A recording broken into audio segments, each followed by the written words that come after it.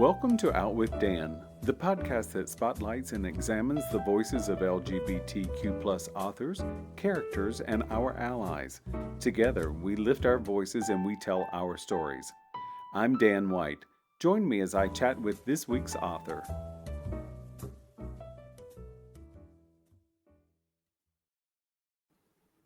Hello and welcome back to Out with Dan. Today I'm excited to talk to Pamela Fagan Hutchins about her burning lies. Welcome, Pamela. Well, I'm in France, and so I immediately started to say welcome like you were in my home. Welcome to France. Oh, lovely. Thank you. Thank you for having me. Come through the portal to the south of France and visit me here. Oh, would I love that. France is one of my favorite places on earth, so I absolutely love it. Not bad at all. So Pamela is an attorney, owned a PI investigation firm, and is a crime fiction author. You're wearing all the hats. I love it. I'm trying. It's been fun because I always gravitated toward crime fiction as a reader, and it just came naturally when I started writing that, that's what it was going to be. And luckily, some of my background has helped a little bit along the way. So I am curious because I've read a lot of books that include PIs. So you owned a PI firm. Are there any things that drive you bananas when you read other writers who write about PIs? I think that one thing that kind of drives me bananas is that they use the PI to be their rule breaker. And most PIs are never going to actually risk going to jail to do their job. So it's playing a little bit fast and loose with the profession, but it's more believable, say, than having your sheriff or your deputy or your police chief doing it. But even more delicious when they do, I think. The higher they are, the harder they fall. That's right. So it's funny because before we started recording, we were talking about some of the cases and stuff. I've worked for some law firms that have used PI firms as well. And it's funny what a PI can find out that the average person cannot find out. And what were most of your cases about? Really, my cases were about people acting inappropriately, So as a lawyer, as a lawyer and an investigator, I was normally called in when somebody had behaved so badly at work that it was either, something they really wanted to keep quiet. Maybe it was someone with a high profile within the organization, or it was criminal, and working hand in hand with police. Some of these were really nasty, but it really came down to people acting extremely badly because they had the power to do so. And yet also, as somebody that dealt with this all the time, it would tend towards the, almost, it was crazy. It was insane behavior. It was, I don't know how much I'm allowed to say on your show. You can say whatever you want, as long as we don't. A guy coming and putting his penis on the shoulder of his secretary. Why does someone do that? And that was my job, was to go in and talk to them about it. And so you would go home at night, and it would be, how was work today? Well, let me tell you. Right. And I bet dinner conversations were fun with you and Eric. Yeah, absolutely. So much fun. There are no limits to what comes out of my mouth. It just made me absolutely the wrong person to have around your grandmother, or just, Oh, but I love that. I don't love what you had to investigate because, and I think that's some of the things that in this book, Her Burning Lies, that was some of the things that I felt like you really almost threw everything and the kitchen sink at us readers this time. Well, thank you. That's the goal. You start on page 1 and you beat them up till the very last page, a little more and a little more. A little more and a little more. And you did a great job at that. So I enjoyed it very much. I appreciate it. How about give the audience a little overview of what this book is about? Sure. So the series is the Delaney Pace series. Delaney is a deputy, and I think of her kind of as a vigilante with a badge. She's a crusader. She's a mother of adopted children that are teenage girls, and has really found herself as kind of a crusader in situations where women are taken advantage of, women are victimized. And so in this particular book, man, I can make this a long story, can't I? It's almost as long as the book. So in this particular story, she is facing somebody that has been killing young women in a very brutal way that has a very strong signature. They're being killed with medieval swords, which is super, super strange and weird in Wyoming. It's just not the way things go. Here we say that you get away with murder by the three S's: shoot, shovel, and shut up. And this is way beyond that. So these were staged victims and young women that happen to be from other countries. And so this is all about trying to find out who's killing these women, why they're doing it. And it starts to involve those that are near and dear to her as the story goes on, which really, really gets her pulse going when those near to her are threatened. And I think that's it. Does that sound like the book you wrote? I'm trying to remember. It sounds like what I read anyway. Yeah, that you read, not wrote. Does what I wrote sound like what you read? You write the book and then it's half a year later and you've already written another by the time you talk about it. In fact, in my inbox is my editor writing back to me on the next book with her feedback. And so my head is in the next book. But this was also the first book, because I write a lot in Wyoming, where it was very influenced by having moved temporarily to Europe and having a desire to weave into Wyoming some of the things that are impacting me here. Wyoming girl being impacted. So that was fun. I like that. Yeah, it had there's a quote. Let's see if I can find it. Watch out, Wyoming. The world's coming to you. And yes. I think if you're in a smaller place, whether it's South Dakota, Wyoming, wherever it is, not Los Angeles. If somebody comes to Los Angeles, nobody notices. Nobody says, "Oh my gosh, we should get coffee so I can tell you the local history," because that just doesn't happen in Los Angeles. Right. None of us know the local history. We're making it up day by day. But I think when you're in a small place like this town you set this in mm-hmm. Wyoming, then you have something very different. You do notice the people around you. You do know the backstory of who went fishing with whom at what time and all that good stuff. So yes. So you're sort of a newbie in a new land right now, since you're in France. Right. How did that influence this book? It was strange, because right before we left Wyoming to come to France, there was an advertisement, flyers that were up for a Renaissance festival that was coming to our town. I live in a little town called Bighorn, but it's near a little bit less small town called Sheridan. They're both tiny.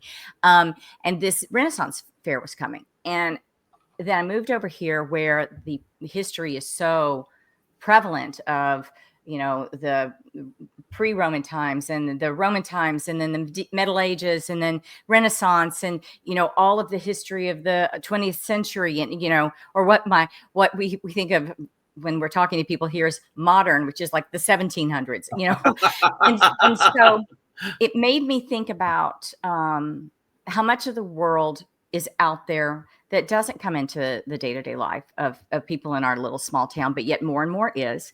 It made me think about how much do people really know about things that predated our country, the United States, and the history over here. You go to high school, you take world history, you maybe take your state's history and a little bit of world history, but you really don't know it. But we go to Renaissance festivals and we go to Oktoberfest, and it's fun to dress up and drink beer, right? I mean, sure, very fun, sure, but maybe we don't really know all of it that we're immersed in when we live over here. And so that was what was running through my head.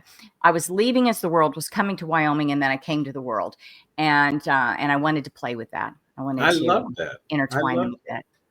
And it works out really, really well, because it's something that, I'm sort of like Delaney. I've seen all these things about Renaissance fairs for years, but I've never been to one. So it's like, and I think I might like to go. I don't know whether I would or not. It's just not something I've ever done before. So I sort of got where she was coming from, that she sort of rolls her eyes and says, okay, yeah, that's coming to town. And it also goes to show the influence of larger cities like, say, Los Angeles. There used to be a huge Renaissance fair in South Florida, right, where these bigger cities are doing these things. And then the smaller people, they're going to smaller towns because they're getting a bigger audience and they make money. Right. It's not They're free. Fun. Yeah, Yeah. I've never been to one either. But I have friends that go and they have a delightful time. I don't know how connected they are to actual Renaissance history, or in the case of what was going on in Her Burning Lies, it was more Middle Ages that was coming into play, pre-Renaissance.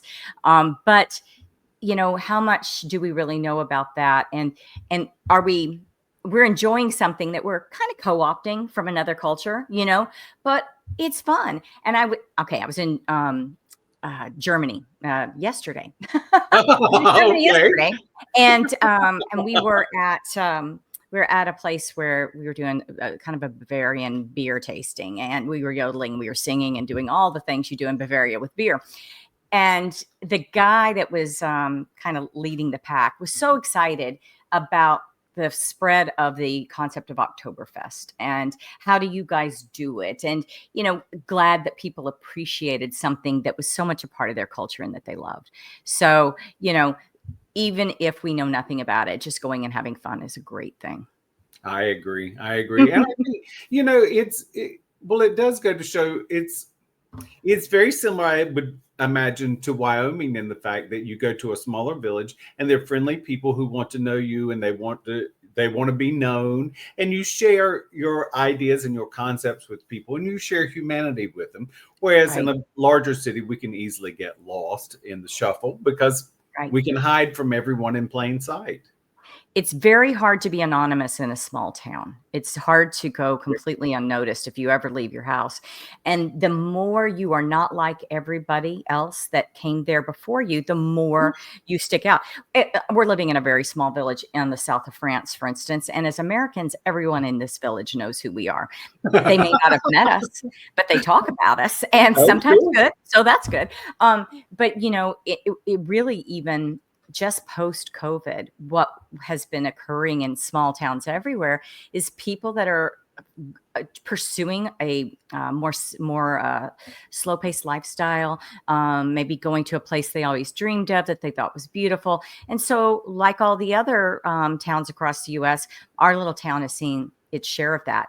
And so that's also kind of always at play in this series is how you retain the things that were already good about the place, while at the same time embracing people that want to come experience it with you, but maybe bring things that are different with them, and how do you marry those up? Right now, our neighbors in Wyoming, I think one of them's from, I want to say Connecticut, one's from Florida. Others are just from a different place in Wyoming. One's from Minnesota. And it's really been fun to have people that fall in love with and explore a new area that you already love. So one thing you also did that I really enjoyed was you gave us a whole bunch of family in every conceivable construction out there, which I really loved. You had blended families. You had some families that were good, some were bad. Yeah. I always think that a good family can be such a shelter and such a nurture, and a bad family can be nothing but hell. So Right. you certainly Right. gave us a cross section of all of those. Well, something for everybody, right? I'm going to say, because my mother will probably watch this, I have a great family. And so I am not writing from personal experience of my actual home that I grew up in when I do family. But we all have family that's extended family or whatever that maybe gives us some insight into that. Uh, I love That's what a you were. lovely way to put that, Pamela. I'm trying to thread a needle here. But certainly, I've had my chance to see through my work and through everything else the other side of the coin. And in this particular book, without naming names, there is a character that you are invested in from early in the story that has a historical story that's going on at the same time for the reader, at the same time as the present action, and the stories converge when you get to the end. But you're seeing this story of a young girl whose family victimized her, and it's powerful. I think writing it was powerful. It made me very, very sad for her. So I totally agree. I think that we have a good, most humans rewrite history to favor themselves. It is a Yes. natural tendency to do. And, I hear so many people say, oh, the good old days. And I often think to myself, I don't really know what rock you grew up under, but I'm not so sure 50 and 100 years ago was that good to humanity. No. I think in a lot of ways, we're living in the good old days every day now. I don't look back and romanticize about something. I also try not to cover up things that were wrong. I mean, I think the only way we move forward as a positive humanity is to look at things with truth and really try to deal with them, which is a lot easier said than done. I know so often, but still. You're so right. And again, I'll go back to just having been in Germany and Austria and Hungary over the last week, really diving into what it was like for people that lived not just 50 years ago, 80 years ago, back through World War II, World War I, but what was it really like 100 years before that and 100 years before that? And I'm glad I live when I do. And I'm glad I live when we're trying to be better human beings, even if our progress sometimes looks like little loops. Hopefully it's little loops that maybe are going slightly uphill. Hopefully, right? Hopefully, And my hamster's tired at this point, but yes. Oh my gosh, yes. Oh my gosh, yeah. It's been interesting to be in another culture too, or exploring a lot of cultures and see how they handle some of the same issues that are handled in different ways in the U.S. And I think that also makes me think about what I'm writing in my books right now in my little small town in Wyoming. Well, but what goes on in a little small town in Wyoming is what goes on everywhere, right? I mean, if we just all we're doing is picking up people and putting them in a different setting. But if you have empathy, or if you have rage and hatred, doesn't matter where on the map you are, it exists in every place. Because I made a little note about Joe. So Joe does a physical thing in this book. Not going to tell it because it's a tiny spoiler. But I thought, hell, we've all worked with a Joe one way or another. It was almost as if it was a metaphor. It's a physical thing that happens, but it was almost as if it was a metaphor in my mind, because I thought I have worked with too many Joes in my career. I really have. I mean, just about the time you think things are on a even playing field, you find out they're playing a different game than you are. Right. It's that, being stabbed in the back, or, we won't say what it was, but but people that, that you think are a friend or an ally, or they're pretending to be, and then it turns out in whatever kind of way to not be so, whether it's a very dangerous way, emotionally or physically or whatever it is. And I think it's true that we've all faced a lot of Joes in our lives. I think so. And I think you investigated a lot of Joes as well. Yes, I did. I mean, yes, I did. I mean, I don't ever get a chance to talk to somebody that's actually been a PI. So this is fun. So it was fun. I remember being in my 20s and going down to take the private investigator's exam, and it being all old guys that were like retired from police forces or things like that. And there's me bumping in between these, but it was good. I liked it. I love that. Well, and I think, it's like being a detective, because that's what your job is to do. Your job is to find out the facts and get to the truth and all that good stuff. So I love that. And one of the things that I feel like in writing a crime fiction series set in Wyoming is that while we have some of the new, whiz bang yeehaw technology and stuff, it's just not the same as it's going to be in LA or Philadelphia as far as you turning to technology to solve your crimes. A lot of times it's very physical, and a lot of times it's very human. And I think that really plays to what I did as an investigator, which is really trying to get to the depths of talking to people, and figure out, I'm not a lie detector, but talk to them until things came out, figure out ways to get them to spill their secrets, if you will. And sometimes very successfully, and other times you're stumped. But I think that's helped me a lot in these books. So I know it's pushing the envelope a little forward because Her Burning Lies is just out now. Yes.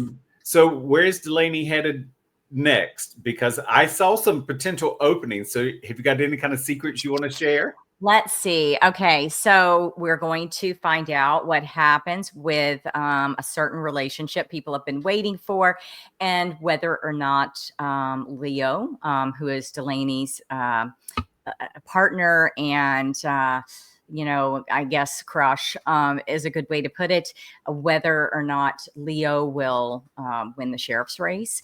We've got several ongoing family issues. We've got Delaney trying to find the mother that left her life when she was about 10 years old, and how and trying to figure out why and how she left her life, and what she'll do to pursue it. And we've always got something simmering in the background with the books, which is she has a very, very criminal older brother, and it's for sure that he's going to raise his ugly head from time to time. We've got issues with both her daughters and the direction they're taking things, and it's one of the most fun things to me is in writing a series is that they become family. And you're waiting to see what happens next. You're hoping it comes in the form of a fast-paced, gripping, sometimes creepy or sometimes emotionally wrenching, crime fiction story. But you start to care about those dang characters, and you want to know what happens in their lives. So there's going to be big things in almost every character's life in the next book. I'm going to give Clara a little bit of a break. I had a character named Clara that has a tough road to hoe in this book. And in the book that came before this, Skeeter, who is a private investigator in the book, had a really tough time. So they'll be given a break. But other than that, all bets everybody's are off. fair game. Yeah. Just give them a breather and then put them back into the thick of things. Yeah, turn the blender down on low and then ratchet it back up. I love it. I love exactly. That's a good way of putting it. Turn the blender down for a minute. That's it. Throw Just somebody else into it. Let them catch their breath and then skewer them. So again, the book is Her Burning Lies. I hate using the tablet because it's hard to see. There it is. So those paperbacks aren't even out yet. Although Nope. I saw let's see, we're talking on the 14th. You're out tomorrow. Yeah, right? The paperbacks were already out a couple of days ago. So, you can never tell what Amazon's going to do. But Hachette UK Book Couture digital imprint is my publisher, and they are efficient, and they have it already. The audiobook's going to be out at the same time as the other formats. I've got to give a shout out to the audiobooks because Stephanie Cannon, the narrator, is just fantastic and has really brought Delaney to life in a way that just makes me all tingling. So, yes, I love it. Well, Pamela, I've had such a good time, and I look forward to you coming back with the next one. How's that? Thank you. That'd be wonderful, and I've had a good time too. Thanks for having me on the show. Thank you for joining me for this week's episode of Out with Dan. You can find more information about this podcast and its host at OutWithDan.com, on Twitter at OutWithDan, and on Instagram and Facebook at GoOutWithDan. This podcast is hosted by Authors on the Air Global Radio Network, and the theme music is provided by bensound.com. Join us again soon for the next episode of Out with Dan.